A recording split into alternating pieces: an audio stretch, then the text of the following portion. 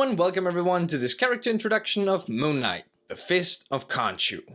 Now since we're only a couple of days away from finally getting his Disney Plus show, we thought it might be a good idea to give you all some context about who this guy actually is. So without any further ado, let's jump right in. Moon Knight was created by writer Doug Moench and artist Don Perlin and debuted in Werewolf by Night issue 32 in 1975. Since then, he has joined forces with teams such as the Defenders, the West Coast Avengers, and has fought alongside the Avengers in, for example, Avengers vs. X-Men. In his stories, he battles classic street-level criminals and villains such as the Taskmaster and Bushman, but has also fought characters like Deadpool, and in one personal favorite, he teamed up with variants of himself to fight Kang the Conqueror. So who is Moon Knight?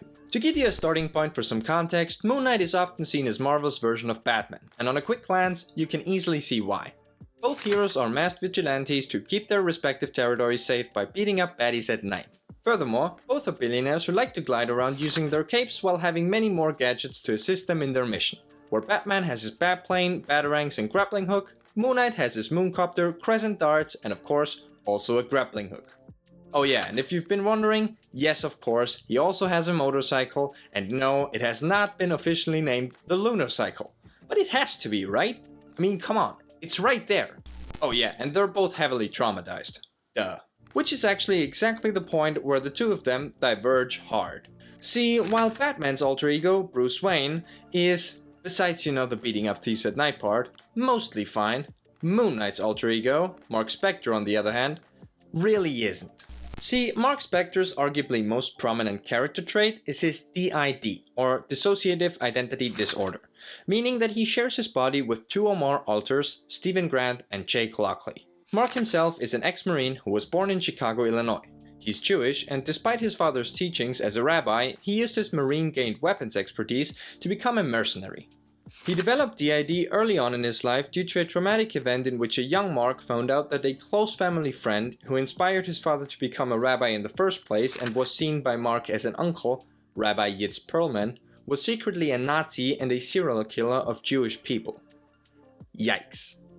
The first alter that Mark developed in response to all of this was Stephen Grant. Stephen is known as a billionaire investor and movie producer whose societal status serves as a valuable source of information that is only accessible within wealthy circles.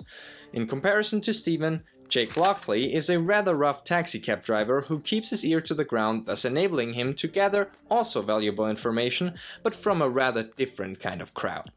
Stephen managed to accumulate his wealth with the help of Mark's earnings that he made over the course of his mercenary missions, one of which brought Mark to Egypt.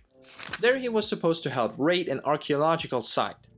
Things went sideways though, and Mark ended up getting killed. His friends, Marlene and Franchi, laid his body beneath an idol of Khonshu, the Egyptian god of the moon. Khonshu reached Mark in his spirit and offered to bring him back to life in exchange for his services. Mark agreed, and thus Moon Knight, the Fist of Khonshu, was born. Later Moon Knight stories suggest that Khonshu specifically chose Mark to be his servant due to his quote-unquote broken mind. Whichever way you want to look at it, Mark became Moon Knight to serve as Khonshu's fist and as the protector of the travelers at night. In order to see his wishes fulfilled, Khonshu has been shown to enhance Moon Knight's powers, granting him the classic mix of strength, speed and agility, each of which growing as the moon grows fuller. So despite Mark dealing with his two alter egos, Stephen and Jake, the three of them eventually managed to coexist and fulfill their duties as Moon Knight. Now Moon Knight is a rather brutal character, as he's really not afraid to go that extra step to best his opponent. This tendency has not always been beneficial though, as it has put him on a rough footing with the police, which on occasion has prevented him from investigating crime scenes. For this reason, in his 2014 run, another persona next to Moon Knight was introduced. Mr. Knight, the concerned citizen who helps the police with investigating said crimes while wearing his signature white suit and face mask. Oh yeah, and by now you've probably already caught up on the whole white thing that he's got going on there, right? Well, if you've been asking yourself how exactly a fully white shining suit is helpful in fighting crime in the dark of night, you're not the only one. But being the badass he is, his only response to this question has always been, "I'll wear it so they'll see me coming." And that about sums up everything you really need to know about this guy. Wonderful! Now that we all know a little bit about who Moon Knight is, let's see what we can expect from the upcoming show.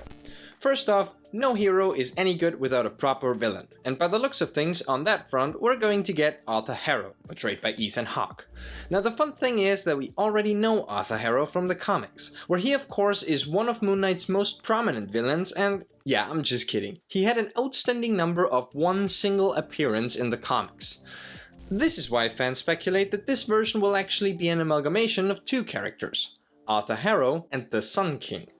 Now this guy is a former psychiatric patient and follower of the Egyptian sun god Ra, who serves as a rival to Khonshu, and much like Moon Knight, the Sun King also gets his abilities to control flames from Ra. But apart from Arthur Harrow, I think the show will have a lot going on for it, especially with the whole DID angle. I can't wait to get my mind bended and tricked, as we're left wondering if what we're seeing is actually real or just in Mark's mind.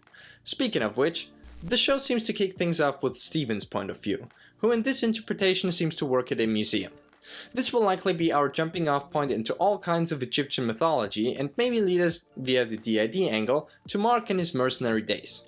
From there on, we're basically just one corner away from Khonshu, and in turn, Moon Knight and Mr. Knight.